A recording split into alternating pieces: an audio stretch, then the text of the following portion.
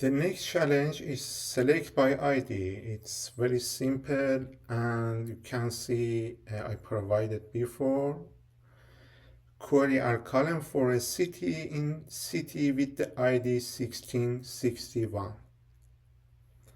And this challenge requires you to select our column from the city table, but only for a specific city with the ID 6061. And if I try to run it,